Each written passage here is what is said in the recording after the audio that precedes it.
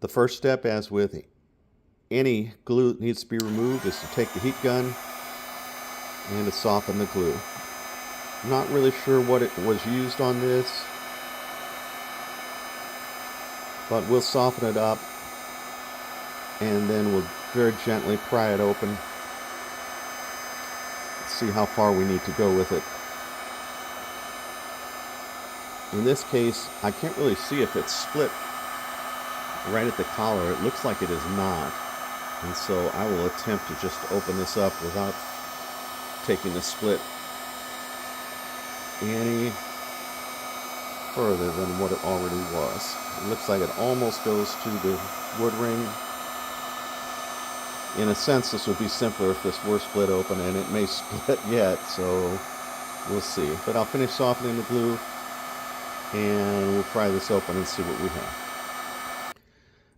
I found it very helpful when splitting these cracks open that have been previously glued to soften one area of glue and insert the tip of a razor blade. It tends to not do any damage and gives us a place to work from. So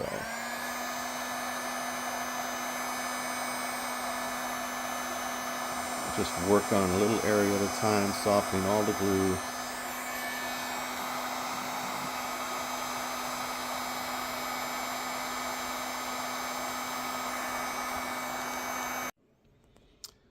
I carefully heated and with the aid of a razor knife worked my way through this crack all the way down to the wood ring. Try as I might, the last inch or so that wasn't previously split, maybe 2 inches, did split in the process, which frankly is probably all for the better, because to get in here and chip out this epoxy, it would have been very difficult to do with not much opening. As you can see, there's pieces of the epoxy all over the place. We're going to continue to heat it, and what I do at this point is heat, scrape with a razor knife, and try not to remove any wood. At this point, I am painstakingly involved in heating and removing all of the epoxy I can find in this crack. So as you can see, I'm working here just to try to get the crack cleaned up as best I can. After about an hour of chipping away at it, I have all of the old epoxy removed from the crack.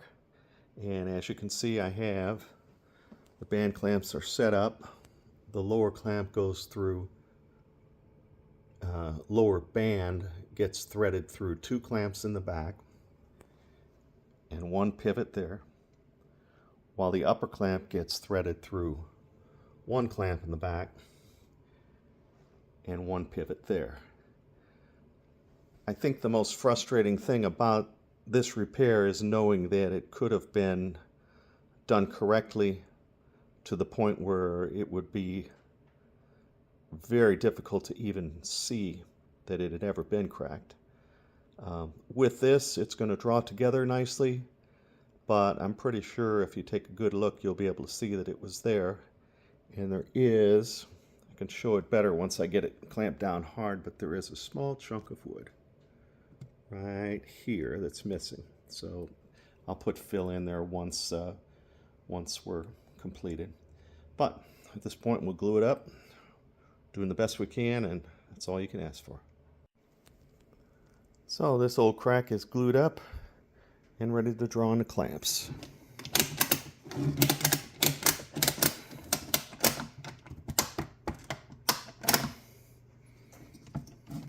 And the upper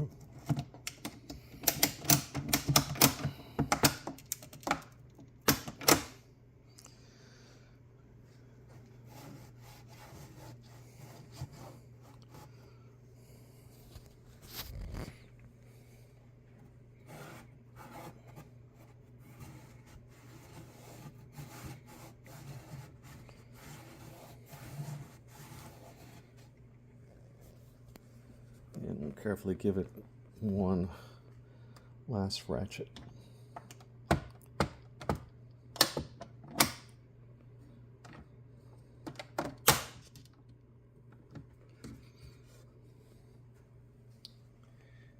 we'll let it dry.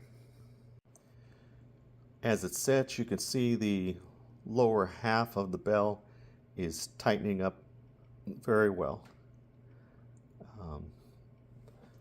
The upper portion is real good. In the center we have a small gap which we will fill.